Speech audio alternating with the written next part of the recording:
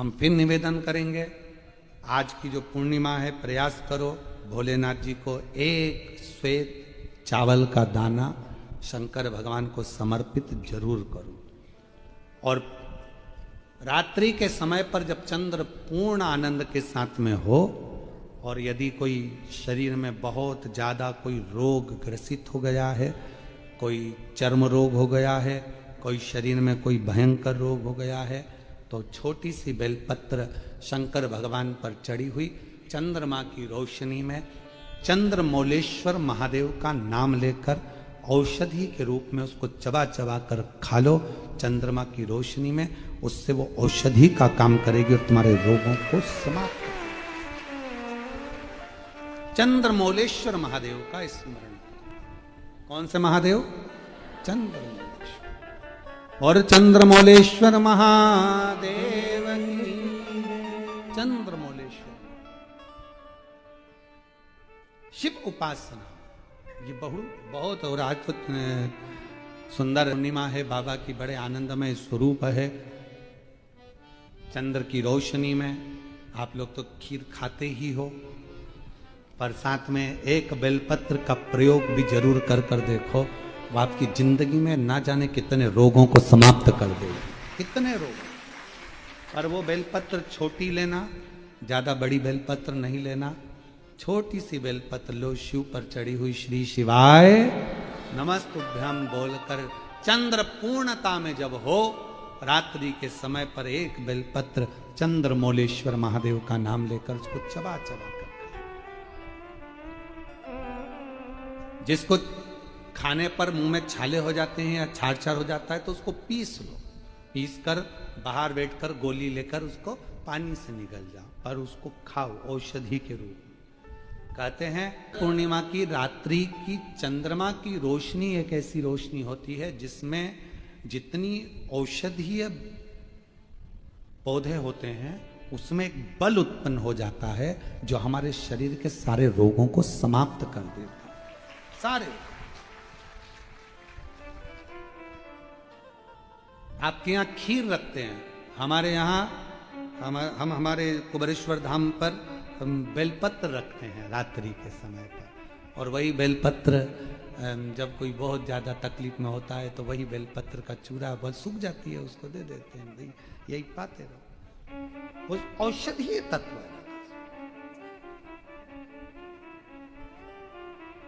आप लोग छत पे खीर रखो, हम बेलपत्र रख देते हैं अमृत इसमें, वो तो पहले से ही तो बेलपत्र और बलवान हो जावे, और आनंदित हो। औषधि शिव तत्व है महाराज, भगवान शंकर की आराधना साधना अवश्य। लोटे में इतना बल आ गया। एक महाराज जी ने, एक महिला जल चढ़ा रही थी और महाराज जी ने उसका लोटा छुड़ा लिया। हमने एक कथा पत्र आया था, टीवी पर चला वो पत्र, और अभी भी डला होगा। उन्होंने लोटा छोड़ाया और कहा इतना गंदा लोटा रहा तेरा, और चढ़ी पानी चढ़ाने के लिए सारा, उसने लोटा उठाकर बाहर फेंक दिया। आखिरी में वो महाराज की गति जो बिगड़ी, पत्नी लेकर उसी महिला के पास गई कि पति को ये बीमारी हो गई है, कुछ क्या पता क्या हो गया। वो लेकर बाबा कुबेर भंडारी के दरवाजे पर पहुंची, सूचना आई कि आपने जो पत्र पढ़ा था वो महाराज शरीर से चलते नहीं बन रहा था, पाँव मुंह सब काम। हमने कहा कि एक काम करो कि पात्र का अपमान हुआ है, उसी पात्र से इसका जल चढ़ा हुआ वही पात्र पानी में गलाओ, उसी पात्र को, ये हम नहीं कर रहे, ये स्कंद पुराण कुमार खंड वर्णन कर रहा है कि पात्र का अपमान का बल कितना होता है कि वो जो अप्सराएं थी वो मगर बन जाती है। पात्र का अपमान देखिएगा। हमने बस इतना ही खबर करवाई कि वो पात्र जो फेंका गया था, उसी पात्र से शिव जी पे जल चढ़ाकर, उसी पात्र, खाली पात्र को पानी में डालो, बाल्टी में डालकर उसी का स्नान कराना प्रारंभ करो। आज वो ब्राह्मण देवता वापिस चलना प्रारंभ कर दिए, शरीर ने काम करना प्रारंभ। पात्र की बड़ी महत्वता। तुम्हारे घर में दीपक रोज लगाते हो रोज? मंदिर में दिया जलाते हो, पीतल का, तांबे का, चांदी का, स्टील का, जो दिया तुम्हारे घर में होगा रोज लगाते हो। बत्ती रोज जलाते हो, 5 दिए होंगे तो कभी बदल बदल के मांझ कर, खासा कर धोकर उस दिए को लगाते हो। पर कभी विष्णु पुराण को पढ़िए, विष्णु पुराण में दीप की महिमा आई है। और विष्णु पुराण में जब दीप की महिमा को हम पढ़ते हैं तो उस दीप महिमा में वर्णन आता है कि दीप देव में इतना बल हो जाता है, रोज दीप लगता है भगवान के सामने, रोज उतारा जाता है, रोज बार बार उतरता है, उस दीप में इतना बल आ जाता है कि यदि कोई बीमार व्यक्ति है और उसका रोग समाप्त नहीं हो रहा तो वो जो दीप है जब वो ठंडा हो गया उसी दीप को पानी के अंदर डाल दिया जाता है और उसी पानी से उस व्यक्ति को स्नान कराना प्रारंभ कर दिया जाता है तो उसका रोग समाप्त हो जाता है। इतना बल दीप में हो जाता है। तुम पूजन की सामग्री को, पूजन के जिस आसन पर हम बैठकर जप करते हैं, बोलो आसन सिद्ध होता है कि नहीं होता? जम के तो बोलो। जिस माला पे हम जप करते हैं वो माला सिद्ध होती कि नहीं होती है? माला सिद्ध हो जाती है, आसन सिद्ध हो जाता है, वस्त्र सिद्ध हो जाता है। कितना कितना भाव का। शास्त्रों का अध्ययन करने वाला व्यक्ति इस सब चीजों पर स्मरण करता है कि दीप, हम कहते हैं तुम्हारे घर में ज्यादा दीपक बढ़ाने की जरूरत नहीं है, जो तुम्हारे यहाँ 4-5 दीपक हैं उसी से आरती पूजन सब करा करो, उन दियों से, क्योंकि उन दीप में बल आते चलेगा, वो दीपक में शक्ति आती चलेगी। नजदीक है भगवान, कितना बल आता है जरा विचार करिएगा। एक पानी से तुमने कपड़े धोए, वो पानी तुमने बाथरूम में फेंका कि नहीं फेंका? जम के बोलो। एक पानी से तुमने बर्तन धोए, पानी फेंका कि नहीं फेंका? बोलो जम के। फेंक दिया। पानी वही था जो तुम्हारे नीचे हाक्सी का, हेडपंप का, ट्यूबवेल का, तुम्हारे नल का पानी वही था। वही पानी से कपड़े धोए, वही पानी से बर्तन धोया और वही पानी तुमने शंकर जी को स्नान कराया। वही पानी तुम्हारे घर में जो भगवान थे उनको थाली में रखकर नहलाया। अब बताओ, जिस पानी से तुमने स्नान कराया वो पानी को तुम बाथरूम में फेंकोगे, नाली में फेंकोगे, गटर में फेंकोगे? नहीं, उस पानी को ले जाकर तुम कहीं पेड़ के नीचे, क्यारे में, तुलसा में, जहां अच्छी जगह होगी वहां डालोगे। क्यों? क्योंकि वो पानी भगवान का स्पर्श कर लिया, इसलिए पूजनीय हो गया। जो दिया भगवान के मंदिर में रोज जाता हो, जो लोटा भगवान के मंदिर में रोज जाता हो, वो अपने आप में सिद्ध होते चले जाता है, उसकी सिद्धि बढ़ती। शिव जी को आप 5 जगह पर जल चढ़ाते हो, थोड़ा ध्यान देना कथा पर। शंकर भगवान को 5 जगह पर आप जल चढ़ाते हो। मान लो अगर कोई विषम परिस्थिति है और आपको लग रहा है कि मेरा यह काम बाबा को कर देना चाहिए, ना जाने क्यों अटक रहा है, मेरे भोलेनाथ जी को मेरा यह काम कर देना चाहिए, ना जाने क्यों अटक रहा है, तो जो जो जगह पर आप जल समर्पित करते हो, जिस जिस जगह पर आप जल समर्पित करते हो, जैसे गणेश जी की जगह पर जल समर्पित करते हो, सबको मालूम है ना, स्थान तो सबको मालूम है ना गणेश जी का। जैसे ये शिवलिंग है, ये जलाधारी है, ये 2 चरण जहां से जल चढ़ाते हैं तो ये पानी घूमकर यहां से नीचे चले जाता। अब जरा समझिएगा, आप जब शंकर जी के मंदिर, आपको लगे कि हमारा ये कार्य हो जाना चाहिए, ये कार्य हो क्यों नहीं रहा, आखिर में इतने दिन से लगी हूं, ये काम क्यों नहीं हो रहा, सबके काम हो रहे हैं, मेरा क्यों नहीं हो रहा, तो विश्वास रखकर 5 सोमवार, 6 सोमवार, 7 सोमवार इसको कर कर देखिएगा। गणेश जी का स्थान जहां से पानी बहता है उसके सीधे हाथ पर, वहां पर एक बेलपत्र समर्पित कर कर थोड़ा सा जल वहां समर्पित करिए। षडानंद कार्तिकेय का स्थान, एक बेलपत्र समर्पित कर कर थोड़ा सा जल वहां समर्पित करिए। अशोक सुंदरी का स्थान, थोड़ा सा जल समर्पित करने से पहले एक बेलपत्र, फिर जल। 3 स्थान।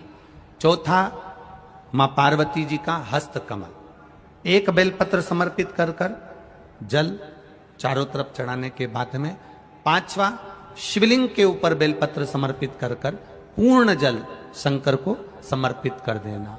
ये 5 स्थान का चढ़ा हुआ जल आपके जो काम अटक रहे हैं, जो कार्य में आपको तकलीफ आ रही है, आप बाबा को बस एक बेलपत्र और एक लोटे जल में से 5 स्थान पर जल समर्पित करने पर आप तुरंत 2 महीना भी नहीं लगेगा, मेरा विश्वास कहता है 15 या 20 दिन में बाबा उसको स्वीकार करेगा। 15 से 20 दिन। पहला जल कहां चढ़ाना है? जम के बोलो जरा। गणेश जी वाला स्थान। दूसरा कार्तिकेय वाला स्थान। अब इसको समझ लेना आप अच्छे से। हम ये नहीं कह रहे हैं कि तुम गणेश जी की मूर्ति पे चढ़ाओ, हमने ये नहीं बोला। हमने ये भी नहीं बोला कि कार्तिकेय जी की मूर्ति पे जल चढ़ाओ। हमने ये भी नहीं बोला कि माता पार्वती जी की मूर्ति पे जल चढ़ाओ। आप तो जो शिवलिंग रखा हुआ है और जो जलाधारी गोल है उस पे जो शिवलिंग रखा है, जहां से पानी बह रहा है, उसके राइट हैंड में गणेश, लेफ्ट हैंड में कार्तिकेय, बीच में अशोक सुंदरी, पार्वती जी का स्थान, हस्तकमल और ये शिवलिंग। आपको गणेश जी के ऊपर जाकर जल नहीं चढ़ाना, आपको कार्तिकेय के ऊपर जाकर जल नहीं चढ़ाना, आपको देवी जी के ऊपर जल नहीं चढ़ाना। आपको तो केवल शिवलिंग की जलाधारी पर और शिवलिंग पर जल चढ़ा। पहला स्थान बोलते जाओ जम के, केवल जल नहीं, बेलपत्र फिर जल। दूसरा कार्तिकेय, तीसरा अशोक सुंदरी, चौथा अब पार्वती जी को जो तुम जल चढ़ाओगी और बेलपत्र चढ़ाओगी उसमें तुम्हारा स्मरण होना चाहिए। तुम कहां बैठी हो जल चढ़ाने के लिए, तुम्हारा ध्यान कहां है, कहां बैठकर शंकर जी को जल चढ़ाना चाहिए। आपको पहले भी कथा में कहा, जहां से जलाधारी का पानी बह रहा है इसके ठीक विपरीत जगह में आप यहां बैठ जाओ। उत्तर दिशा में पानी जाता है तो आप दक्षिण दिशा में बैठकर उत्तर की ओर मुख कर कर बाबा के, मां पार्वती जी के हस्त कमल पर बेलपत्र रखोगी, जल चढ़ाओगी और वहीं से बाबा को तुरंत आनंद के साथ में बेलपत्र चढ़ाकर जल चढ़ाओगी। भले खड़े होकर या वहां जाकर तुम यहां पर जल चढ़ा दो, परंतु उसके बाद में जब आप जल चढ़ाओगी, जब बाबा पार्वती जी को जब बेलपत्र और जल चढ़ाओगी तो आपका मुख कहां होना चाहिए, जहां से पार्वती, जहां से ये जल बहकर जा रहा हो। यहां बैठोगे तो जल जहां बहकर जा रहा है उधर की साइड तुम्हारा मुख हो जाएगा, उत्तर की साइड तुम्हारा मुख हो जाएगा और बाबा को आप जल समर्पित कर। तो पहला जल बेलपत्र गणेश जी, दूसरा कार्तिकेय जी, तीसरा अशोक सुंदरी, चौथा माता पार्वती जी का हस्त कमल और पांचवें नंबर का जल भगवान शिव के ऊपर, अर्थात भगवान देवाधिदेव महादेव से प्रार्थना करते हुए कि तेरा ही दिया मैंने खाया पिया रे, तेरा शुक्रिया रे, तेरा शुक्रिया। बाबा से प्रार्थना करते हुए, बाबा से अपने दिल की बात कहते हुए, बाबा से अपने मन की बात कहते हुए, अपने हृदय की बात भगवान देवाधिदेव महादेव से कहते हुए, ये 5 स्थान पर चढ़ाया गया जल आपके मनवांचित फल की प्राप्ति करा देता है, आपको सुख का अनुभव करा देता है। 5 जगह पर चढ़ाया, कम से कम 5 या 7 सोमवार अवश्य चढ़ाओ। शंकर पर चढ़ाया हुआ एक चावल का दाना, एक मूंग का दाना या एक बेलपत्र या एक पुष्प या एक लोटा जल, इसका फल कितना होता है यह आपके दुख की घड़ी में आपको मालूम पड़ जाएगा कि शंकर किस समय पर देता है। ऑक्सीजन हर कभी नहीं लगाई जाती है, लगाते हैं क्या हर कभी? अरे जम के तो बोलो।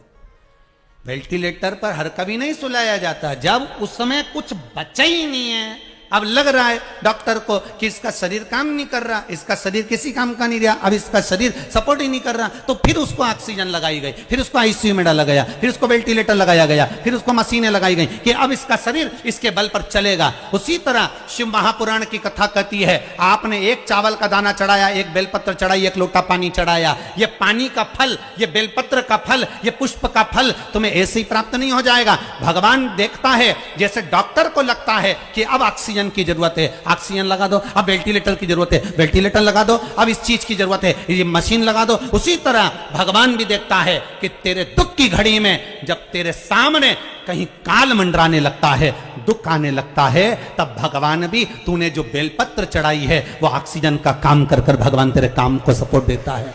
तूने एक लोटा पानी चढ़ाया है, भगवान कहता है ये मेरे लिए वेंटिलेटर के बराबर। तेरे को तकलीफ आएगी, तेरे को कष्ट आएगा, तेरी बीमारी बढ़ेगी, तेरे को अगर धन की जरूरत पड़ेगी, तेरे को दुख आएगा, तो समझ लेना तूने जो एक लोटा पानी चढ़ाया है वो तेरे सामने आकर खड़ा हो जाएगा। ये जल खाली नहीं जा सकता, ये बेलपत्र खाली नहीं जा सकता, ये एक पुष्प जो भगवान को चढ़ाया गया है ये खाली नहीं जा सकता। तू जो चढ़ाया है वो तुझे प्राप्त होगा, जो तूने समर्पित करा है वो तुझे मिलेगा।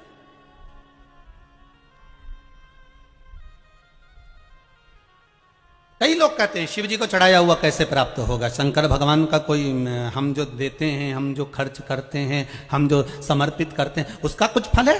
आपने अगर शिव महापुराण में 1 रुपया भी लगाया है, 1 रुपया भी लगाया है, तारीख लिख लेना, दिन लिख लेना, तिथि लिख लेना और वही तारीख अगले साल मिला लेना कि जो तुमने खर्च करा ये टेंट में, ये बिछात में, ये भोजन में, ये भंडारे में, ये बिछात में, ये पूजन में जो तुमने खर्च करा उसको लिख कर रखना कि कितना खर्च करा और उसका कितना मिलता है वो अगले साल की यही तारीख और ये तिथि मिला लेना, यही तारीख और ये तिथि मिला लेना, उसका बढ़ोतरी कर कर कितना प्राप्त हुआ है वो आप मिला कर रखिए।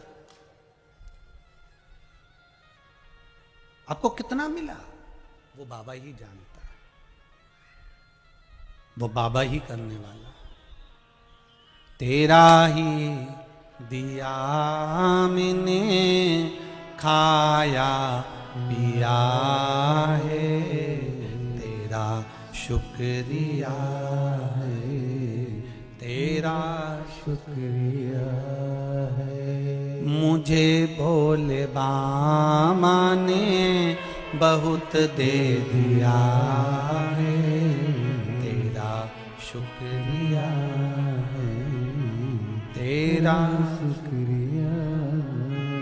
मुझे बाबा ने जो दिया उसका